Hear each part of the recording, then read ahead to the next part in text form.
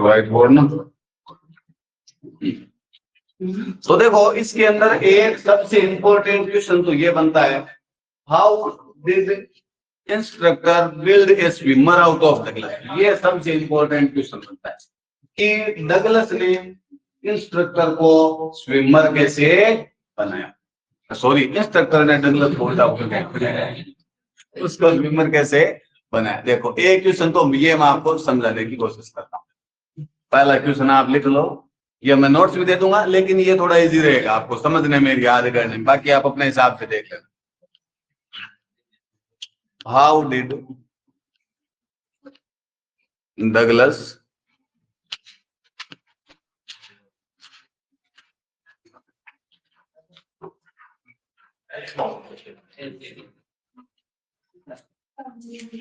how did instructor build a swimmer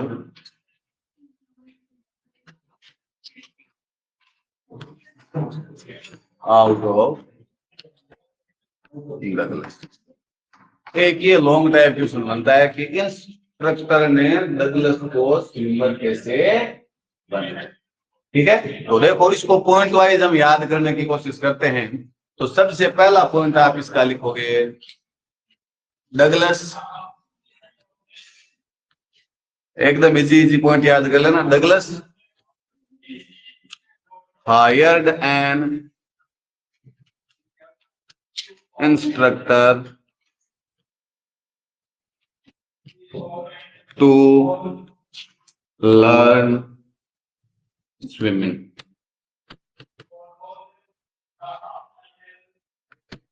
कि swimming सीखने के लिए डगलस ने सबसे पहले क्या किया, एक इंस्ट्रक्टर को हायर किया। हायर करने का मतलब है पैसे देके उसको ट्रेनिंग देने के लिए कहा, हायर किया उसको।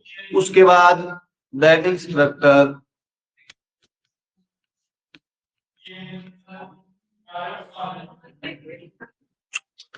Put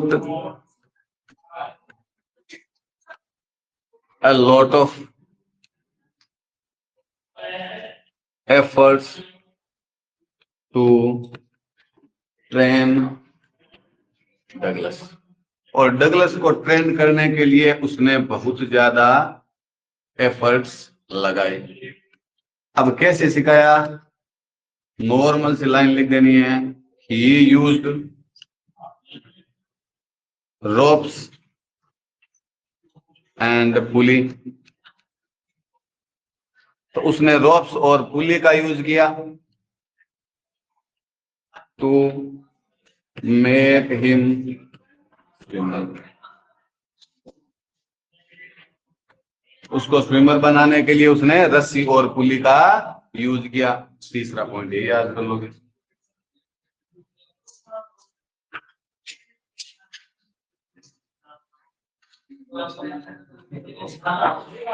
He held one end of the ropes of the rope, one of the ropes, and move Douglas back and forth। वो रस्सी के एक छोर को पकड़ता और डगलस को आगे और पीछे फेरने के लिए वो रहता।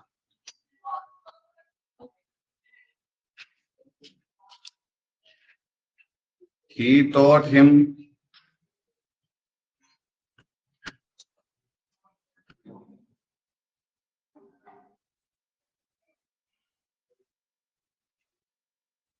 exhale and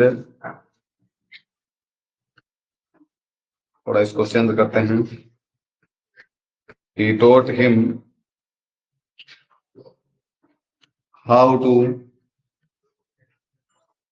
exhale in water and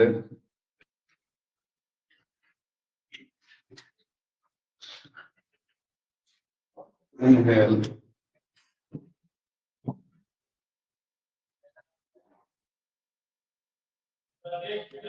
raising his nose। तो उसने सिखाया कि किस प्रकार पानी के अंदर श्वास छोड़ना है और अपनी नाक ऊपर उठाकर श्वास लेना है, ये चीज उसने सिखाई। थोड़ा ऊपर कर दूं इसको, ये उसने सिखाया।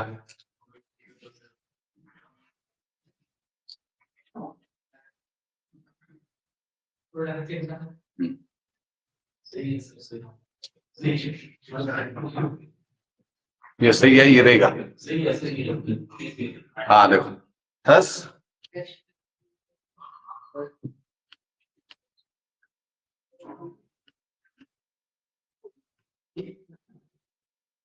Step by step the instructor. इससे पहले वो एक और लाइन और लिख देते हैं, 3 in 3 months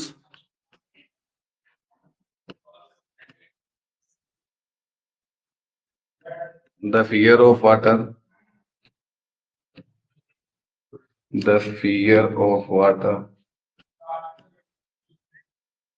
began to slip। 3 महीने में पानी का डर है वो क्या हो गया, कम हो गया। और एक लाइन और लिख लो, थस स्टेप बाय स्टेप, और इस प्रकार स्टेप बाय स्टेप यानी बारी बारी से द इंस्ट्रक्टर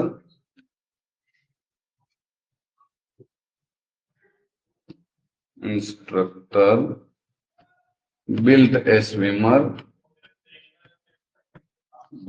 a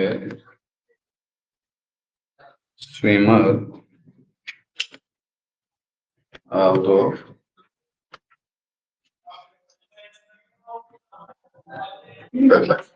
और इस प्रकार इंस्ट्रक्टर ने डगलस को थोड़ा थोड़ा करके स्विमर बना दिया।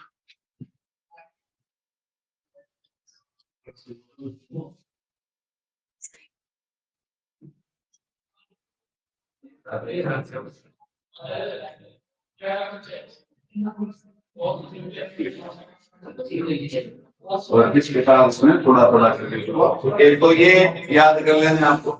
एक बार इसका इंडियन और बता देता हूँ, आप देखो क्या बोला है। नहीं आपने शेयर बोर्ड नहीं किया क्या? किया था, share white board, share white board कर दिया। हाँ। फिर उसके सुनील भाई पास बोर्ड कैसे ले जाना, वो बोलिए सर आवाज आ रही है। कोई नहीं, आवाज काफी हमारी तो। अब पूछ लो क्या दिक्कत है। हेलो, हाँ हो गया बेटा सर।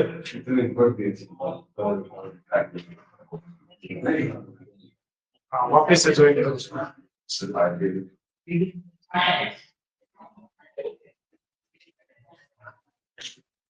क्या ठीक है क्या भी?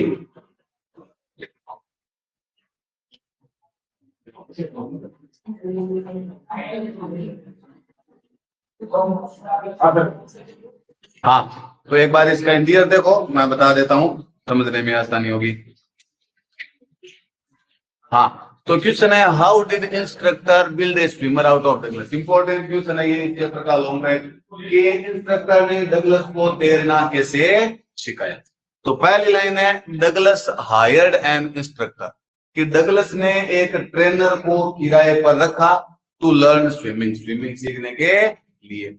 The instructor put a lot of effort to train Douglas, Douglas को ट्रेन करने के लिए इंस्ट्रक्टर ने बहुत ज्यादा प्रयास किए। क्या प्रयास किए? He used ropes and pulley to make him swimmer, उसको स्विमर बनाने के लिए उसने चक्रिका और रस्सी का यूज किया। He held one end of the rope, वो रस्सी का एक छोर पकड़ता था and move Douglas back and fourth, और डगलस को आगे पीछे तैरने के लिए he taught him how to exhale in water, उसने उसको सिखाया कि किस प्रकार पानी के अंदर श्वास छोड़ना है, and inhale raising his nose, और किस प्रकार श्वास लेना है अपने नाक को अपने सिर को ऊपर उठा के। इन 3 months 3 महीने में the fear of water began to slack, पानी का डर है वो कम होना शुरू हो गया। स्लेक का मतलब होता है कम होना। थस स्टेप बाय स्टेप, और इस प्रकार स्टेप बाय स्टेप थोड़ा थोड़ा करके piece by piece the instructor built a swimmer, instructor ने डगलस को क्या बना दिया, एक स्विमर बना दिया। ठीक है, एक तो ये लिखो, और एक और लॉन्ग टाइप बनता है, how did Douglas overcome his fear of water, पानी के डर के ऊपर उसने कैसे काबू पाया। तो इसके 3 इंसिडेंट है पानी के डर के ऊपर काबू पाने के। पानी के डर के ऊपर काबू पाने के लिए सबसे पहले तो उसने तैरना सीखा। आपने शेयर किया पक्का बोर्ड? हाँ, इन्होंने बताया था मुझे, तो शेयर ऐसे करना है, मैंने शेयर किया। गो लाइव किया था? हाँ, गो लाइव तो किया था, तभी तो आवाज आ रही है उसके पास। दोबारा से शुरू कर लो नहीं, देखो, स्टॉप शेयरिंग स्क्रीन, मतलब शेयर स्क्रीन तो हो रही है, स्क्रीन पर शेयर हो रही है, इसका मतलब उसके मोबाइल की स्क्रीन तो सही है क्या? उसके पास शायद नेट की प्रॉब्लम तो नहीं आ रही। नहीं, मुझे वो टेप में प्रॉब्लम आ रही लगता है। मैसेज आया।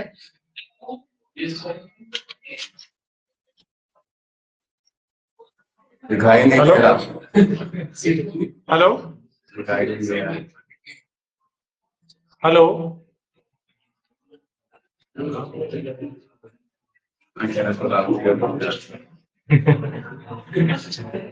बोर्ड उसके पास क्या हो गया होगा? लेकिन उसको कुछ तो दिखाई कुछ भी नहीं दे रहा, खाली व्हाइट बोर्ड नहीं दे रहा। उसको व्हाइट बोर्ड दिखाई नहीं दे रहा, आपकी आवाज आ रही है। दिखाई दे रहा है क्या?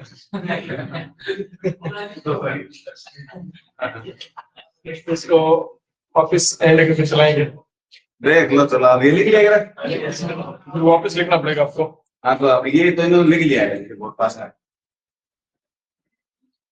उसको बोलेगा तो दोबारा से शुरू कर रहे हैं। आया क्या बेटा? आया नहीं आ रहा? अच्छा, नेटवर्क तेरे पास सही चल रहा है क्या? चलो एक बार मैं वापस चालू करवाता हूँ, ठीक है?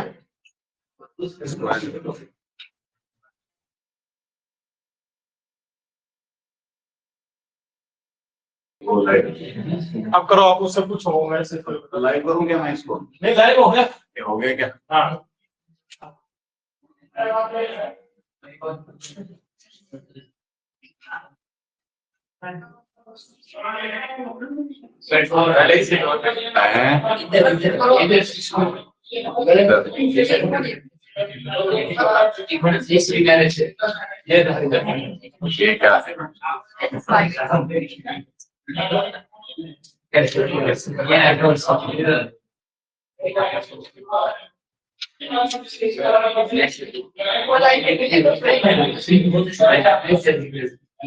हाँ, चलो हम शुरू करते हैं। प्रमोद जी के पास मैसेज आ जाएगा, नहीं दिखेगा तो वापिस हम क्यों परेशान हो। इधर और आ जाएगा मैसेज। चलो पढ़ते हैं ना, आ जाएगा मैसेज, दीदी नहीं लाइव हो रहा होगा। हाँ, चलो सेकेंड क्वेश्चन देखो। एक क्वेश्चन इसमें लॉन्ग टाइप ये बन सकता है, मैं आपको कॉमन भी लिखवा दूंगा। पिछले चैप्टर में तो कॉमन बन नहीं रहा था, क्योंकि वो 2 अलग अलग पार्ट में था। तो 2 अलग अलग पार्ट का एक कॉमन आंसर थोड़ी हो सकता है ना? ऐसी कोई नहीं, तो क्रिया तो कोई सोचो कोई सर 5 पार्ट था वो एक कॉमन होना हो, और लाल 3 वो एक बल बना दे सर, और थोड़ा दिमाग लगा 8 अंग वो एक कॉमन बना दे।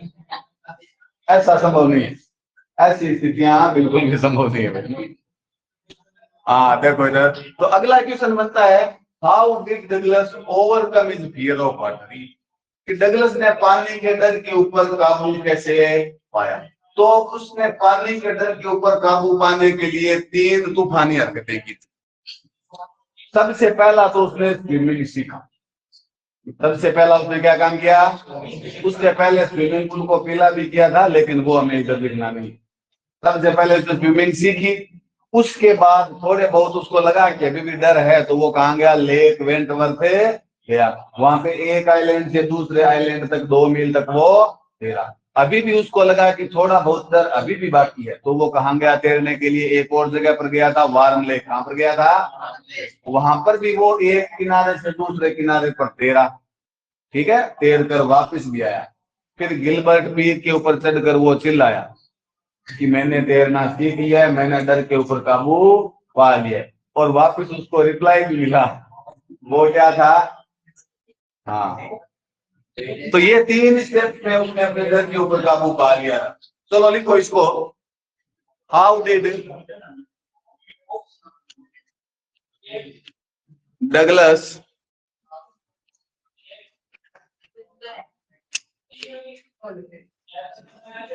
ओवरकम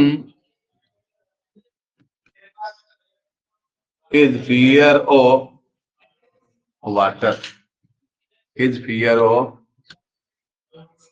water, कि डगलस ने अपने पानी के डर के ऊपर काबू कैसे पाया। तो इसका आंसर हम लिखते हैं, ठीक है, इसका आंसर देखो, फर्स्ट ऑफ ऑल, कि सबसे पहले Douglas learn swimming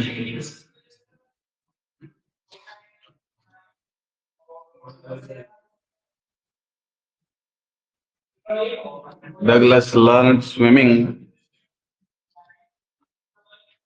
hiring an instructor.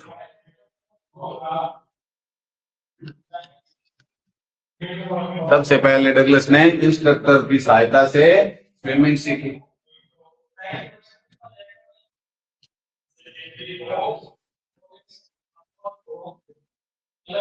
He swam in the pool hundreds of times.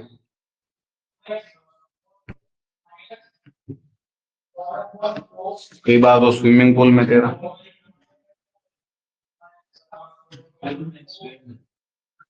Swim SWM तैरा, सेकंड फॉर्म, स्विमिंग पूल में तैरा। टू रिमूव हिज फियर, अपने डर को दूर करने के लिए, remove his fear, he went to Lake Wentworth.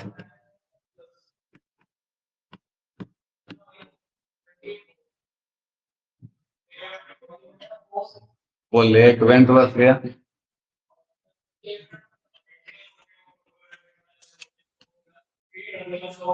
Dive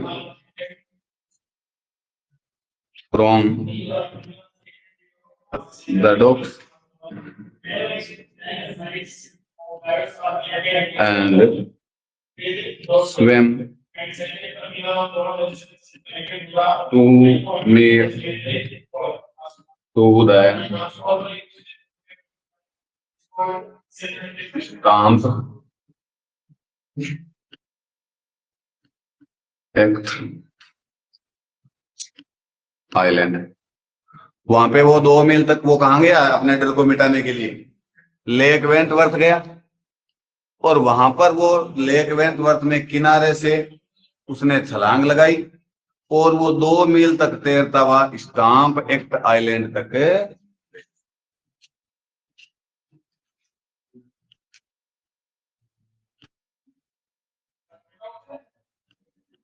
in the middle of the lake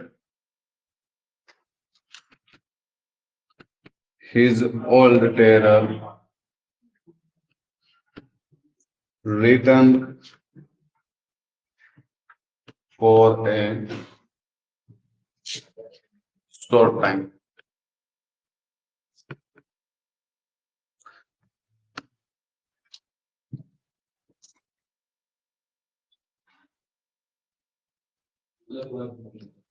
but he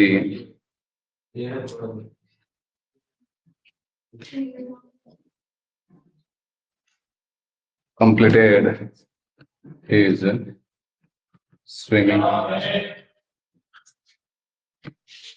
तो लेक के बीच में डर थोड़े समय के लिए वापस आया, लेकिन इसने अपनी स्विमिंग क्या की, पूरी की। लास्ट लाइन लिखेंगे, yet he had some doubts. अभी भी उसके मन में कुछ संदेह, डर था कि अभी भी मैं शायद पानी से थोड़ा डरूंगा। So he went to the warm lake. वो वार्म लेक गया and swam there 1 and 2 another and came back. ये केम और बैक अलग अलग मीनिंग है ना, ये साथ में चल गए।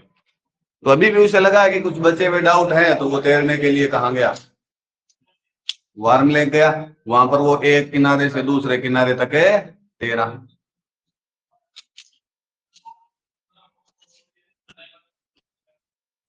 At last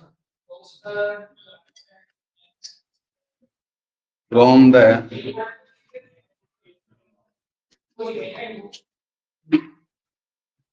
Gilbert peak, last में वो गिलबर्ट पीक से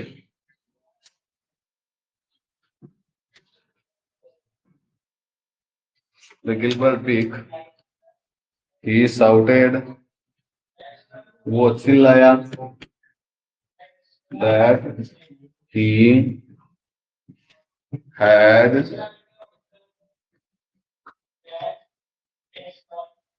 conquered his fear of water. बस ये पूरी प्रोसेस थी।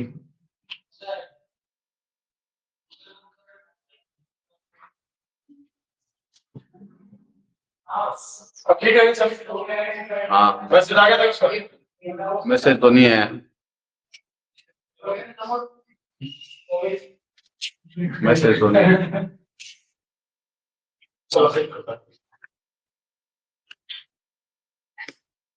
हाँ हाँ, तो क्वेश्चन क्या था कि how did Douglas overcome his fear of water, पानी के डर के ऊपर उसने काबू कैसे पाया।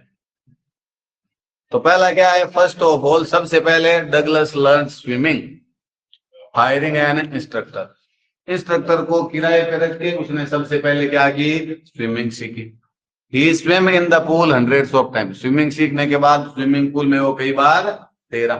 टू रिमूव हिज फियर, और अपने डर को मिटाने के लिए he went to lake Wentworth, वो कहाँ गया, लेक वेंटवर्थ गया। डाइव्ड फ्रॉम द डॉक्स, वहां पे किनारे से उसने छलांग लगाई। एंड स्विम 2 मील, 2 मील तक तैरा, और तैर कर कौन से आइलैंड पे गया, to the Stamp Act Island तक गया। एक तो वहां पे तैरा। अभी भी उसे लगा कि थोड़ा बहुत डर बाकी है। In the middle of the lake, lake के बीचों बीच हिज ओल्ड टेरर, जो पुराना डर था, return for a short time, थोड़े समय के लिए वापिस आया। But he completed his swimming, लेकिन उसने अपनी स्विमिंग क्या की, पूरी की। Yet he had some doubts, अभी भी उसके अंदर कुछ डाउट थे। So he went to lake warm lake, इसीलिए वो लेक वार्म लेक में गया। And swam there 1 and 2 another, वहां पे एक छोर से दूसरे छोर तक तैरा। एंड came back, और तैरते हुए वापस भी आया। एट लास्ट, और अंत में, from the Gilbert peak, Gilbert peak के ऊपर चढ़कर ही शाउटेड, वो चिल्लाया, that he had conquered his fear of water, कि उसने अपने डर के ऊपर क्या पा लिया है, काबू पा लिया। चलो ये लिखो, कल मैं आपको इस चैप्टर के नोट्स दूंगा, उसमें देखेंगे कितने क्वेश्चन हैं। चैप्टर के मैं आपको नोट दूंगा और उसमें देखेंगे कितने लॉन्ग टाइप मैंने बना रखे उसमें। फिर उन लॉन्ग टाइप के आधार पे मैं आपको एक कॉमन लिखवा दूं। ठीक है ना। आप उस कॉमन को याद करते हो। तो मैंने कॉमन लिखने का तरीका भी बताया था।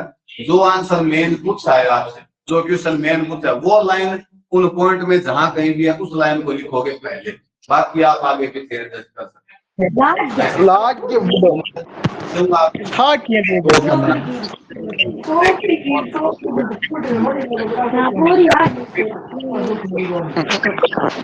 ठीक है ना। बिल्कुल, तो एक लॉन्ग टाइप उसी के आधार पे हम बना लेंगे।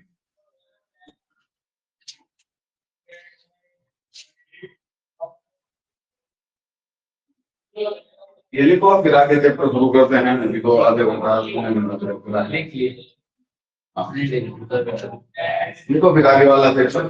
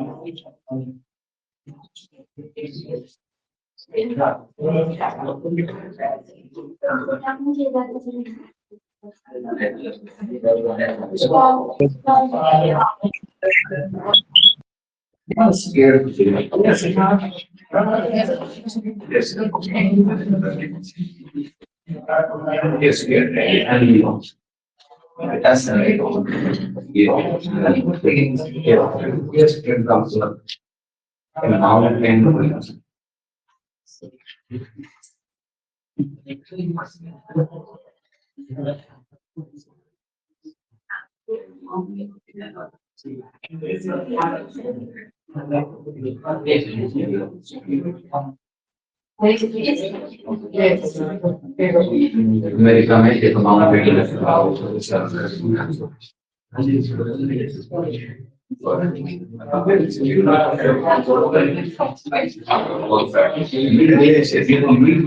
ग्लेशियर का नाम है, ग्लेशियर का मतलब स्नो माउंटेन।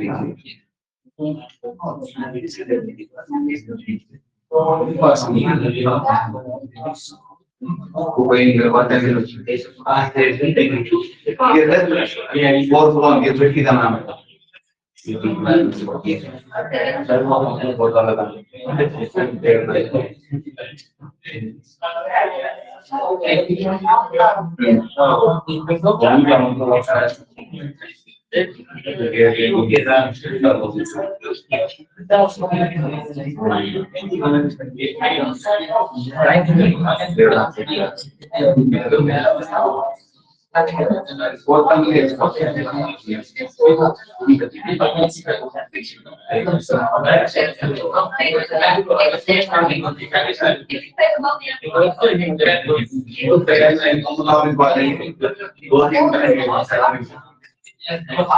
अब देखो, कई बार क्या होता है, दो शॉर्ट टाइप को मिला के एक लॉन्ग टाइप बना दिया जाता है।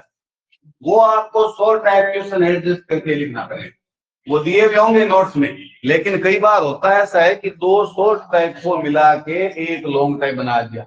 कैसे? जैसे मान लो एक क्वेश्चन आ गया, what was the miss adventure that Douglas talks about. क्या दुर्घटना हुई थी जिसके बारे में डगलस बात करता है? एक ये डाल दिया और एक ये डाल दिया, what plan did Douglas make to come out of water. कि पानी से बाहर आने के लिए डगलस ने क्या योजना बनाई। इसी के साथ मान लो एक और अटैच कर देते हैं, how does Douglas feel. Douglas कैसा महसूस करता है when he sink in the water, जब वो पानी में डूब जाता है तब वो कैसा महसूस करता है। ये 3-4 का एक लॉन्ग टाइप आ सकता है। तो वो कैसे आएगा? वो शॉर्ट टाइप से मिलकर ही बनेगा। तो वो अलग से ऐसे क्वेश्चन लिखवाने की जरूरत नहीं। भाई सीधा पूछ गया डगलस पानी में कैसे डूबा, ये पूछ लिया। अगला पूछ लिया कि डगलस ने पानी से बाहर आने के लिए क्या योजना बनाई। फिर पूछ लिया कि जब डगलस पानी में डूब रहा था उससे कैसा महसूस हुआ। इन तीनों क्वेश्चन को मिला के एक क्वेश्चन बना दिया जाता है, तो वो लॉन्ग टाइप होता है। तो वो शॉर्ट टाइप को मिला के बनाते हैं, तो अलग से इसमें लिखवाने की जरूरत नहीं रहेगी। हम अगला चैप्टर डिस्कस करते हैं। देखो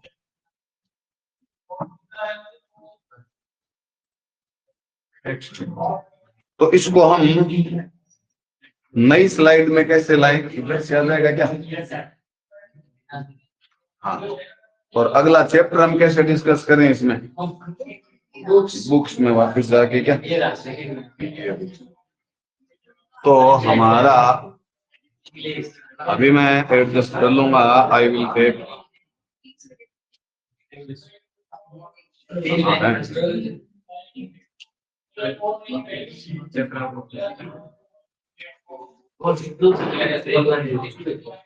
अभी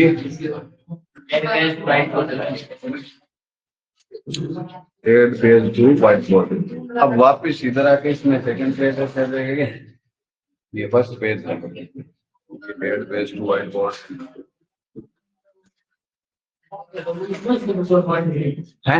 इसमें 3 बुक दे रखे ना, 3 नहीं है हमारे पास, 2 ही बुक पढ़ेंगे हम। एक और कौन सी दे रहे हैं? इसमें दे रखे। हाँ देखो 2 ही है, वो हो सकता है पोएम के लिए अलग दे रखी होगी ना एक। और कौन सी दे रही? इधर इस ये अच्छा, ये वो कैलिडोस्कोप, ये लिटरेचर वाले बच्चों के लिए, ये कंपलसरी नहीं है, कंपलसरी है 2 ही। ये जिनके इंग्लिश लिटरेचर ले रखे ना 12th में, वो इसमें दवाई बताएंगे। इतना बेग। हाँ देखो, अगला चैप्टर हमारे पास है द रेट। रेट का मतलब होता है a device to catch the, a device to catch the, बोलो मत बीच में, बोलना नहीं है। a device to catch the, ठीक लिख दिया मैंने, रेट लिखना है था 10। a device to catch the rat। तो इस रेट रेप का हिंदी मीनिंग हो गया चूहेदानी।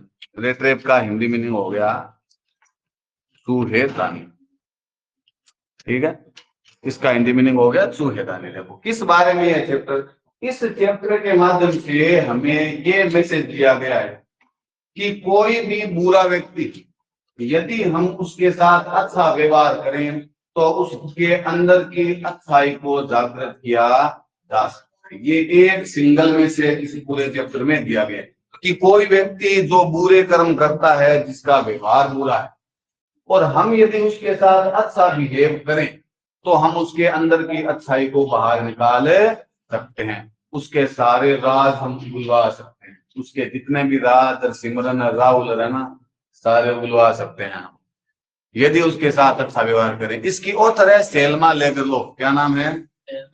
ये स्वीडन की राइटर थी Selma Lagerlof. Was a Swedish writer, वो स्वीडन की एक राइटर थी। whose stories have been translated, जिसकी कहानियों को अनुवादित किया गया था। ट्रांसलेटेड का मतलब अनुवादित करना होता है। उसकी कहानियों को अनुवादित किया गया था इनटू मेनी लैंग्वेज, बहुत सारी भाषाओं में। तो सेल्मा लेगरलोफ है, वो काल्पनिक कहानियां लिखा करती थी और उसकी कहानियों में हमेशा एक जनरल, एक मोरल मैसेज होता था। तो ये इसकी कहानियां है वो कई भाषाओं में ट्रांसलेट की गई। ये तो एक स्वीडन की स्वीडिश लैंग्वेज में लिखी, लेकिन इसकी कहानियों को कई भाषाओं में ट्रांसलेट किया गया। सॉरी। ए यूनिवर्सल थीम, एक सार्वभौमिक विषय होता था। Runs through all of them, इसकी सभी कहानियों में एक वैश्विक थीम होती थी, यानी सभी लोगों के लिए एक कॉमन संदेश होता था। यूनिवर्सल थीम का मतलब आप लिखो common to all, common to all. इसकी कहानियों में सभी लोगों के लिए एक समान मैसेज होता था। ऐसा नहीं कि स्वीडन की रहने वाली थी तो उन्हीं लोगों को ध्यान में रखते हुए कहानियां लिखी। इसकी कहानियों में एक वैश्विक विषय वस्तु होती थी जो सभी देश के लोगों के लिए समान थी। ए बिलीफ, इसकी कहानियों में अक्सर ए बिलीफ, एक विश्वास होता था दैट द एसेंशियल गुडनेस, और वो विश्वास क्या था कि आवश्यक अच्छाइयां इन ए ह्यूमन बीइंग, एक इंसान के अंदर, कैन बी अवेकन्ड, उनको जागृत किया जा सकता है थ्रू अंडरस्टैंडिंग, उस इंसान को समझ के, एंड लव, और उससे प्रेम कर। तो इसकी कहानी में एक विश्वास ये हमेशा होता था कि किसी भी इंसान के अंदर की अच्छाई को जागृत किया जा सकता है उस व्यक्ति को समझ के और उससे प्रेम करके। यहाँ पे प्रेम करने का मतलब उसके साथ अच्छा व्यवहार करना है।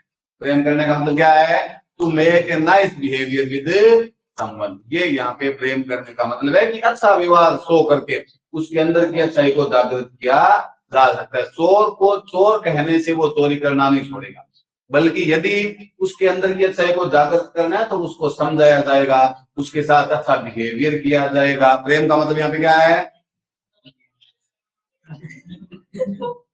प्रेम का नाम लेते ही जो इन्होंने घंटोड़ा किया है आज इस बार की जो फीलिंग ली है इन्होंने, कोई बात नहीं, बेस्ट ऑफ लक। आशीर्वाद देता रहे, आशीर्वाद उन्होंने। रामदेव ये सौ कम से जाग गई। कोई बात। हाँ, तो इसके इनकी कहानियों के अंदर एक विश्वास ये होता था कि किसी भी इंसान की अच्छाई को जागृत किया जा सकता है उस व्यक्ति को समझ के और तू दिल चाहता है तेरे को सहारे की क्या जरूरत है, तेरे को तो इन सबका सहारा बनना चाहिए। सीधे बैठा एकदम। हाँ, तो किसी भी इंसान की अच्छाई को अवेकन का मतलब होता है अराउज, जागृत किया जा सकता है उसको समझ के और उससे प्रेम करके, यानी अच्छा व्यवहार करके। दिस स्टोरी इज सेट, यह कहानी घटित होती है amidst the mines of Sweden, Sweden की खदानों के बीच में यह कहानी घटित होती है। रिच इन आयरन कोर, और स्वीडन की जो खदानें हैं वहां पे बहुत सारे लोह अयस्क पाए जाते हैं। लोह अयस्क का मतलब वहां पे ऐसे पहाड़ हैं जिनके अंदर लोहा पाया जाता है। आयरन कोर का हिंदी मीनिंग लोह अयस्क होता है, यानी कि mountain in which iron is found. तो लोह अयस्क का मतलब लिख लो mountains where iron is found, यानी वो पहाड़ जहां पर लोहा पाया जाता है। तो स्वीडन में ऐसे बहुत सारे पहाड़ हैं जहां पे लोहा पाया जाता है। ये जो कहानी है स्वीडन की खदानों में घटित होती है, जहां पर स्वीडन की जो खदानें हैं वहां पे बहुत सारा लोह अयस्क पाया जाता है। Which figure large, figure large का मतलब महत्वपूर्ण स्थान रखता, कि ये जो स्वीडन की खदानें हैं और ये जो लोह अयस्क है ये बहुत ही महत्वपूर्ण स्थान रखता है। फिगर लार्ज का मतलब क्या होता है? इंपॉर्टेंस, महत्वपूर्ण स्थान। वो बहुत ही महत्वपूर्ण स्थान रखता है इन हिस्ट्री, इतिहास में। एंड लेजेंड्स, लेजेंड्स का मतलब यहाँ पे है किंवदंतियां, दंत कथाएं, स्टोरीज, शॉर्ट स्टोरीज है यहाँ पे, short moral stories, short moral stories यानी दंत कथाएं। दंत कथाएं कौन सी होती है? जो आपने कहानी पढ़ी होती है ना बचपन में, जो आपने लॉयन एंड द माउस पढ़ी, ये कोई टिट फॉर टैट वाली कोई कहानी पढ़ी, यूनियन इज स्ट्रेंथ वाली कहानी पढ़ी। तो ये सारी क्या दंत कथाएं जिनसे हमें कुछ मैसेज सीखने को मिलता है। तो दोबारा सुनो, ये जो कहानी है स्वीडन की खदानों में घटित होती है। स्वीडन की खदानें लोह अयस्क से भरपूर है, और ये जो स्वीडन की खदानें और जो लोह अयस्क है ये महत्वपूर्ण स्थान रखते हैं स्वीडन के इतिहास में और वहां की दंत कथाओं, वहां की कहानियों में, ऑफ दैट कंट्री, उस देश की। ठीक है, आगे देखो। द स्टोरी इज टोल्ड, ये कहानी बताती है समवॉट की कैसे, in the manner of A fairy tale, इस कहानी को एक परिकथा के रूप में बताया गया है। मतलब परिकथा के रूप में, ये कहानी में कोई सच्चाई नहीं है, ये एक काल्पनिक कहानी है। कौन सी कहानी है? काल्पनिक कहानी है, तोड़ तोड़ के बनाई गई है, ऑथर की है ये कहानी। और इस कहानी में मैसेज क्या दिया गया है कि हम किसी भी व्यक्ति के साथ अच्छा बिहेवियर करके उसके अंदर की अच्छाई को हम क्या कर सकते हैं? जागृत कर सकते हैं। तो दोबारा देखो, स्वीडिश की राइटर है जिसकी कहानियों को कई भाषाओं में ट्रांसलेट किया गया, अनुवादित किया गया। A universal theme runs all of them, और इसकी कहानियों में एक वैश्विक थीम होती है, यानी उसकी कहानियों का जो विषय वस्तु होती है वो सब लोगों के लिए एक जैसी होती है। ए बिलीफ, एक विश्वास है, दैट द एसेंशियल गुडनेस, ऐसा माना जाता है कि जो आवश्यक अच्छाई है एक ह्यूमन बीइंग के, कि इंसान के अंदर जो आवश्यक अच्छाइयां होती है उनको जागृत किया जा सकता है उस इंसान को समझ के और उसके साथ अच्छा व्यवहार करके।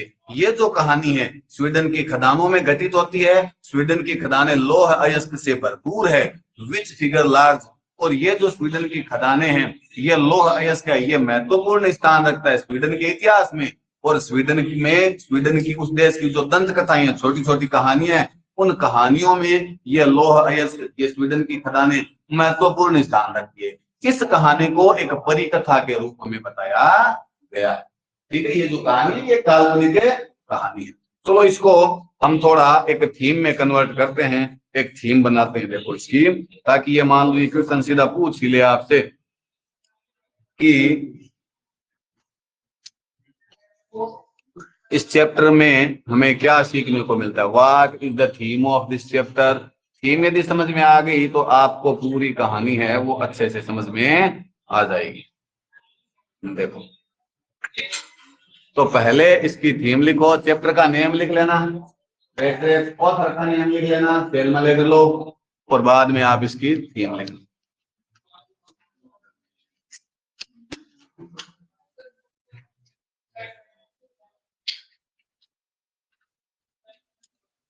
एक लाइन तो हम लिखेंगे,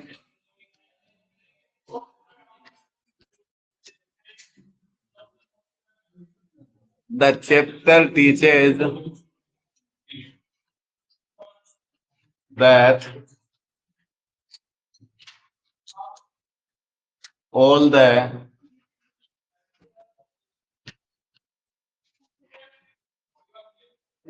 tempted things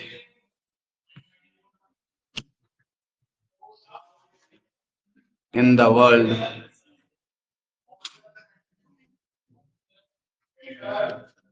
are like a red thread। पहली बात तो ये बताएगी कि इस दुनिया में जितने भी ललचाने वाली वस्तुएं हैं, टेम्पटेड थिंग्स का मतलब होता है ललचाने वाली चीज, कि इस दुनिया में जितनी भी ललचाने वाली यानी प्रलोभन वाली चीजें हैं, जैसे रुपया हो गया या और भी ज्वेलरी हो गई, सोने चांदी हो गए, गाड़ी हो गई, घर हो गए, ये जितनी भी प्रलोभन वाली ललचाने वाली चीजें हैं इस दुनिया में, वो किसके समान है? एक चूहेदानी के समान है। पहली बात तो ये, दुनिया में जितने भी लालच देने वाली चीजें है ना, वो एक चूहेदानी के समान है। ये सारी चीजें पहले तो इंसान को आकर्षित करती है और बाद में वो किसी भी तरह से इंसान को मुश्किल में डाल देती है। भाई जैसे चूहा होता है, उसको कोई चूहेदानी बुलाती थोड़ी है, वो चूहेदानी के अंदर एक प्रलोभन वाली वस्तु देखता है, रोटी का टुकड़ा देखता है और उसकी तरफ वो आकर्षित हो जाता है, और जैसे वो रोटी के टुकड़े की तरफ आकर्षित होता है, वो चूहेदानी उसके ऊपर क्या हो जाती है? बंद, और वो एक मुसीबत में फंस जाता है। तो ऑथर कह रहा है कि ठीक उसी प्रकार इस दुनिया में जितने भी ललचाने वाली चीजें वो किसके समान है? चूहेदानी के समान है।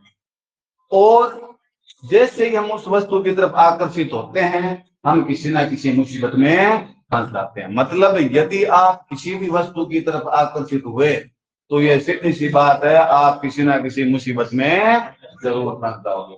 1 साल नहीं फंसोगे, 2 साल में फंसोगे, लेकिन एक दिन उस आकर्षित करने वाली वस्तु आपको किसी न किसी मुसीबत में जरूर डाल देगी। मैंने वस्तु बोला है, मेरा मतलब वही है, तो आप समझ रहे।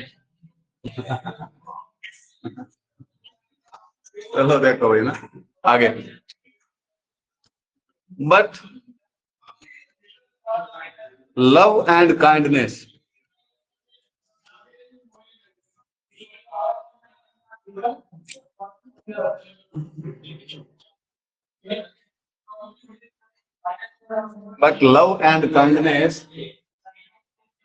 can change a person who has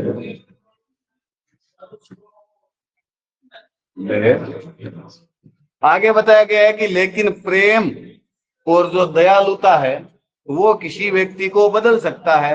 Who has bad habit, जिसके अंदर बुरी आदतें होती है, कि किसी भी बुरी आदतों वाले व्यक्ति को प्रेम और दयालुता के माध्यम से क्या किया जा सकता है? बदला जा सकता है।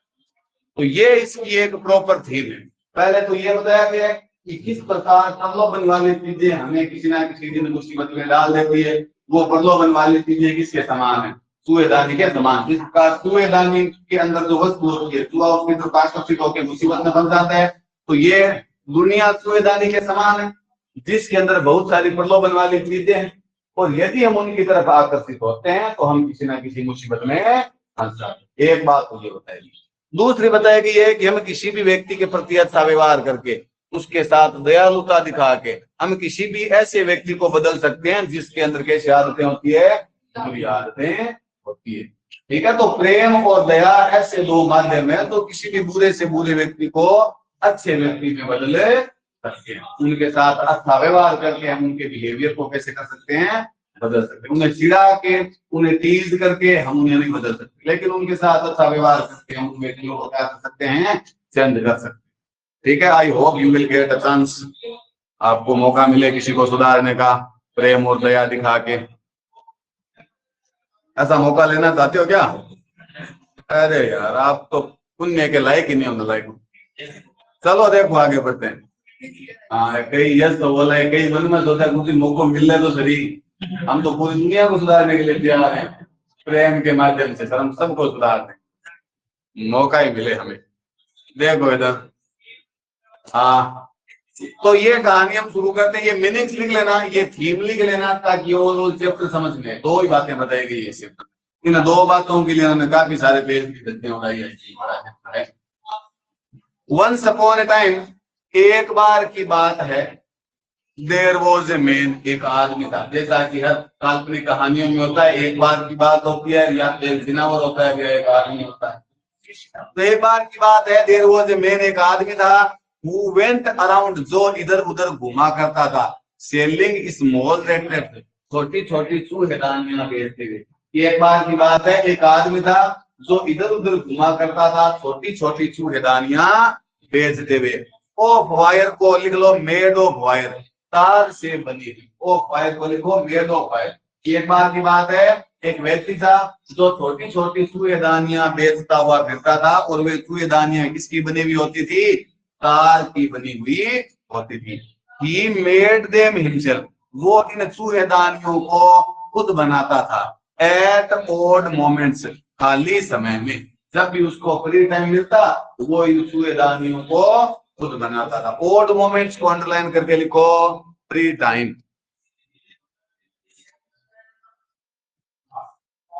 ओड मोमेंट्स को अंडरलाइन करके लिखो, फ्री टाइम। खाली समय में वो इन चूहेदानियों को खुद बनाता था। फ्रॉम द मटेरियल, उस सामान से बनाता। ही गोट बाय बेगिंग, जिस सामान को वो भीख मांग कर लाता।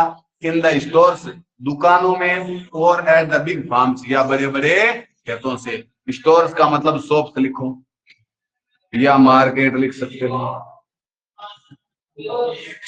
ठीक है, दोबारा देखो, एक बार की बात है, एक आदमी था जो तार से बनी हुई चूहेदानियां बेचते हुए इधर उधर घुमा करता था।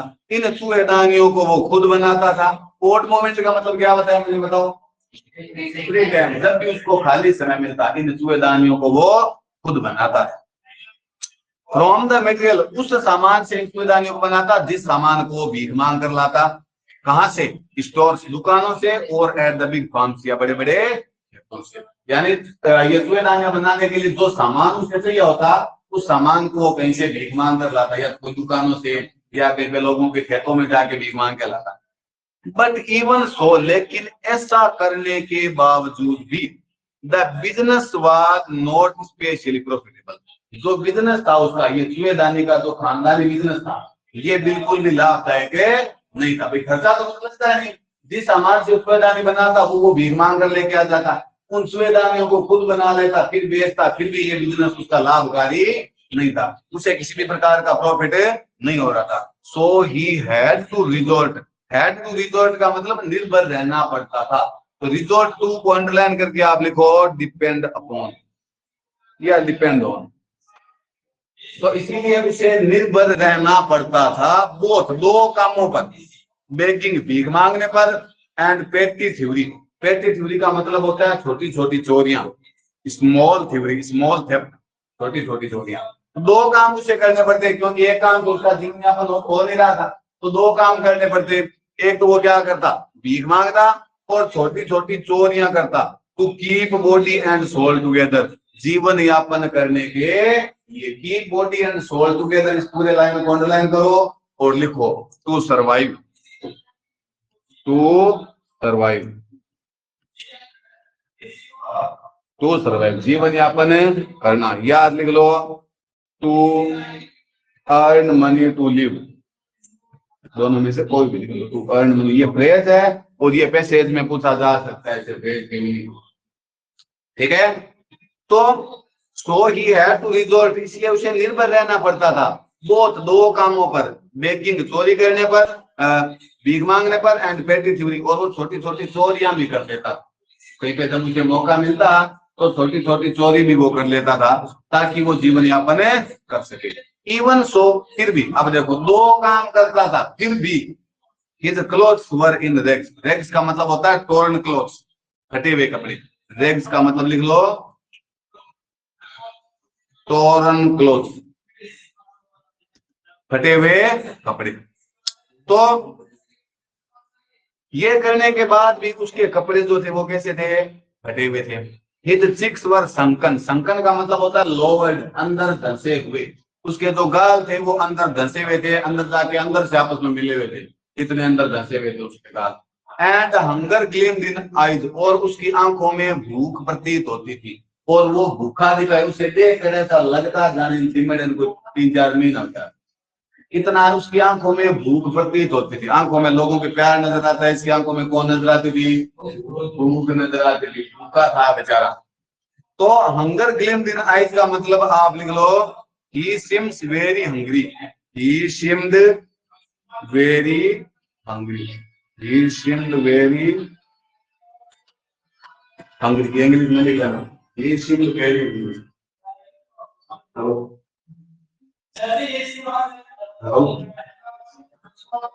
He seemed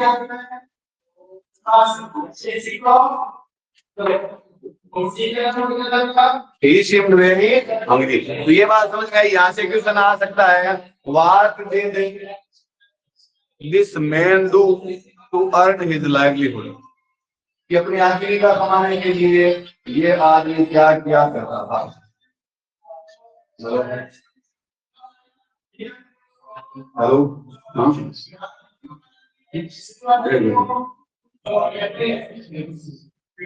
पोजीशन करते हैं।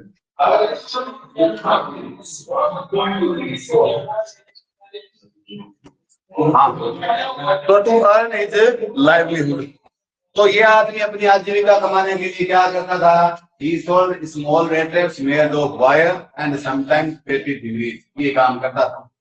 आगे देखो, no one can imagine, कोई कल्पना नहीं कर सकता, how sad, कि कितना दुखी, एंड मोनोटोनस का मतलब होता है बोरिंग, कोई कल्पना नहीं कर सकता कि कितना दुखी और कितना बोरिंग लाइफ कैन अपीयर, जीवन हो सकता है, टू सच ए वेगाबॉन्ड, एक ऐसे आवारा व्यक्ति का, हु प्लॉड्स अलोंग, तो धीरे धीरे चलता है, द रोड, सड़क के किनारे, left to his own meditation, अपने ही विचारों में खोया हुआ।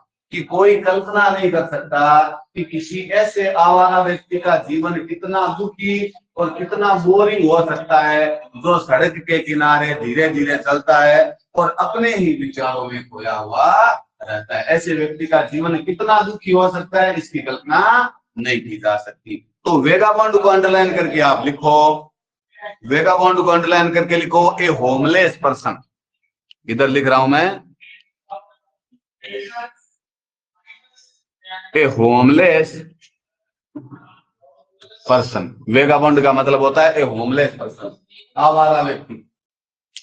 और क्या मीनिंग है, प्लॉट्स अलोंग को लिखो, walk slowly along the road, walk slowly along the road, plots along का मतलब लिख लो, walk slowly along the road, सड़क के किनारे धीरे धीरे चलना।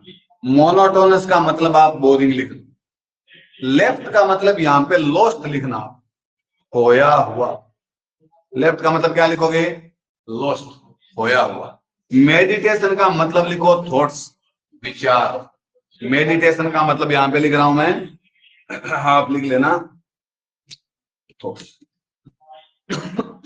विचार कि कोई कल्पना नहीं कर सकता कि ऐसे व्यक्ति का जो आवारा घूमता है, सड़क के किनारे धीरे धीरे चलता है, ऐसे व्यक्ति का जीवन कितना उबाऊ और कितना बोरिंग हो सकता है। आगे देखो, बट वन डे, लेकिन एक दिन, दिस मैन, यह आदमी, had fallen into a line of thought, एक विचार आया। Had fallen into a line of thought का मतलब लिखो गॉट एन आइडिया।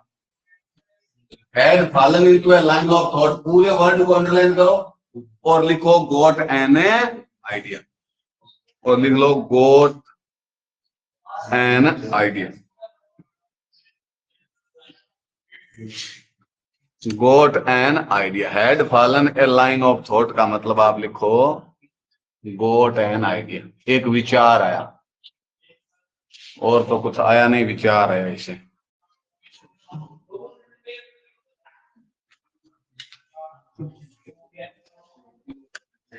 हाँ, तो एक दिन इस व्यक्ति को एक विचार आया, which really seemed to him entertaining, और वो विचार वास्तव में उसको बड़ा ही मनोरंजक लगा। एंटरटेनिंग का मतलब मनोरंजक, वो विचार वास्तव में उसको कैसा लगा? मनोरंजक लगा। He had naturally been thinking of his red traps, वो अपने रेड ट्रैप्स के बारे में सोच रहा था।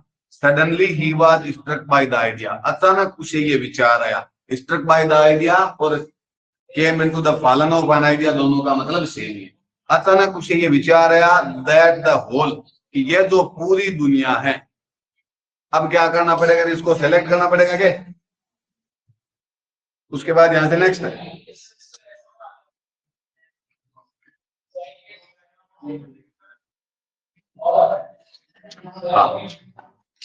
कि ये जो पूरी दुनिया है, अबाउट हिम का मतलब लिखो अराउंड हिम। अबाउट हिम का मतलब क्या लिखोगे? Around him. ये जो पूरी दुनिया है उसके चारों ओर, ये किसको विचार आया है? उस व्यक्ति को जो चूड़ेदानियां बेचते हुए घूमता है, उस व्यक्ति को एक विचार आया कि ये जो पूरी दुनिया है उसके चारों ओर, द होल वर्ल्ड, ये पूरी दुनिया, विद इट्स लैंड, जिसके अंदर जमीनें हैं, एंड सिटीज, शहर हैं, सॉरी सीज यानी समुद्र हैं, सिटीज एंड विलेज, गांव और शहर है, कि पूरी दुनिया जिसके अंदर जमीनें हैं, जिसके अंदर समुद्र है, शहर है और गांव है, was nothing but a big red trap, ये पूरी दुनिया जिसके अंदर इतनी सारी चीजें हैं, ये पूरी दुनिया किसके समान है? चूहेदानी के समान। ये तूफानी विचार आया उस व्यक्ति को, अपने चूहेदानी के बारे में सोच रहा था और उसे विचार है कि ये जो पूरी दुनिया है, जिसके अंदर जमीनें हैं, जिसके अंदर खेत है, जिसके अंदर नदियां हैं, समुद्र है, गांव है, शहर है, ये पूरी दुनिया किसके समान है? एक चूहेदानी के समान है और कुछ भी नहीं। इट हैड नेवर एग्जिस्टेड, इस ये दुनिया कभी अस्तित्व में नहीं रही, और एनी अदर पर्पज, किसी और उद्देश्य के लिए, then to set beds for the people, बल्कि लोगों के लिए ललचाने वाले पदार्थ रखती है। ये तो पूरी दुनिया है, इसका अस्तित्व में होने का और कोई उद्देश्य नहीं है। इसके अस्तित्व में होने का यानी कि इस पूरी दुनिया का सिर्फ एक ही उद्देश्य है कि लोगों के लिए ललचाने वाली वस्तुएं प्रदान करना। तो इस लाइन में कहा गया है कि ये पूरी दुनिया किसके समान है? चूहेदानी के समान है। इस दुनिया का सिर्फ एकमात्र पर्पज है, इस लाइन को आप ऐसे लिख लो, only one purpose of this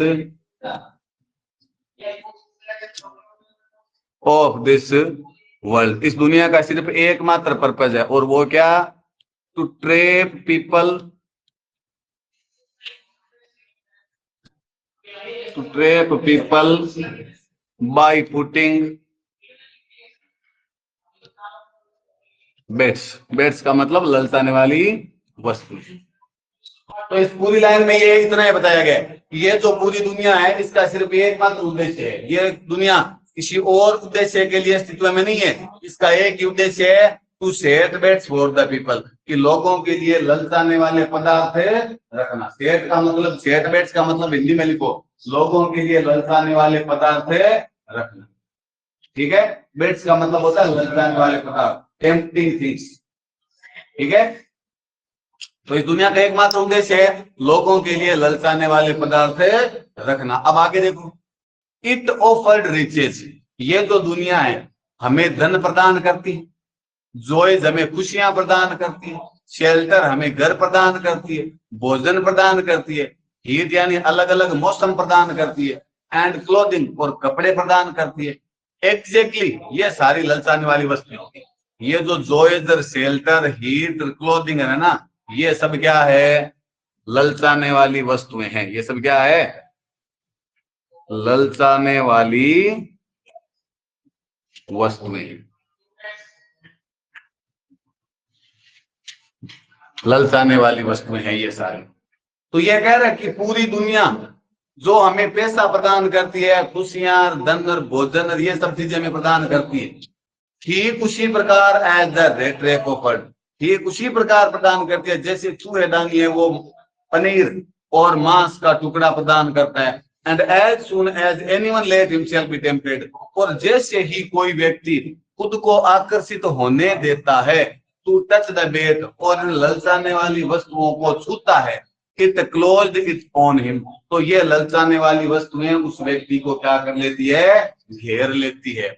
ये क्लोज्ड इन ऑन हिम का मतलब लिखो surrounded by all side, surrounded by all side. तो ये जो दुनिया रूपी चूहेदानी है उस व्यक्ति को क्या कर लेती है? चारों ओर से घेर लेती है। And then everything come to an end, और बाद में सब कुछ क्या हो जाता है? समाप्त हो जाता है।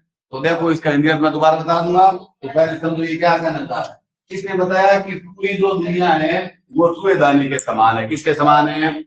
चूहेदानी के समान। जिस प्रकार चूहेदानी के अंदर ललचाने वाला पदार्थ होता है और वो चूहे को आकर्षित करता है, चूहा मुसीबत में फंस जाता है, उसी प्रकार ये दुनिया भी चूहेदानी के समान है। इसके अंदर बहुत सारी ललचाने वाली चीजें हैं, जैसे धन है, घर है, भोजन है, अलग अलग मौसम है, कपड़े है, ये सारे ललचाने वाले पदार्थ है इस दुनिया रूपी चूहेदानी के अंदर। जैसे ही कोई व्यक्ति इनको आकर्षित होने, कोई व्यक्ति खुद को आकर्षित होने देता है इन वस्तुओं की तरफ, तो वो जो दुनिया रूपी चूहेदानी है उस व्यक्ति को चारों ओर से क्या कर लेती है? घेर लेती है, और वो व्यक्ति बाद में मुसीबत में फंस जाता है या उसका अंत हो जाता है। अब कैसे कि मान लो कोई सरकारी अधिकारी है, उसको किसी ने रिश्वत दी, वो रिश्वत क्या है? ललचाने वाली वस्तु। क्या है? ललचाने वाली वस्तु। वो सरकारी अधिकारी उस रिश्वत की तरफ अट्रैक्ट हो गया, और बाद में यदि इस रिश्वत का किसी को पता चला, इसका मतलब उस व्यक्ति की प्रतिष्ठा पूरी की पूरी क्या हुई? खराब हो गई, वो एक मुसीबत में फंस गया। मान लो कोई व्यक्ति चोरी करता है और बाद में उसकी चोरी का पता चल गया, उसको पुलिस पकड़ के लेगी, तो वो क्या हो गया?